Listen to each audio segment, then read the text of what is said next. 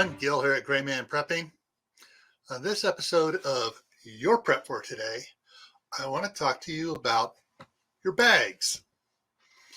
But first, if you haven't had a chance to subscribe to the channel, now's a good time. Just go ahead and click that red button right there and then ring the notification bell that pops up next to it.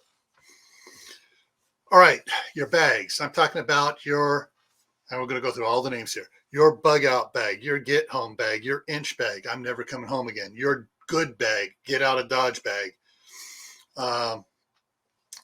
your rat fad bag, run away to fight another day bag, your auto kits, your office kits, your any type of pre-made bag, kit, box, whatever you want to call it, where you have supplies for a specific purpose of either retreating, getting somewhere, whatever it's for. We're heading into winter, so it may be time to update those because those should be updated seasonally all the time.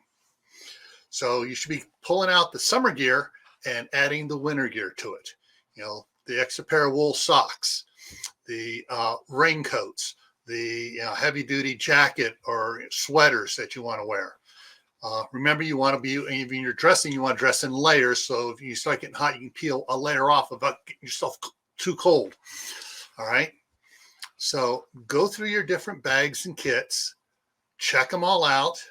Also, if you have foods or water bottles in there, time to rotate those as well. You know, water bottles, those commercial water bottles are only good for about 6 months anyways, before they start picking up chemicals from the bottle. So you need to use them, get rid of them, whatever you need to do, depending on how you feel about it, but you need to rotate those out. Also, if you have normal food stock in there, packages of the peanut butter crackers and stuff, rotate those out, use them because, hey, they do go stale after a while.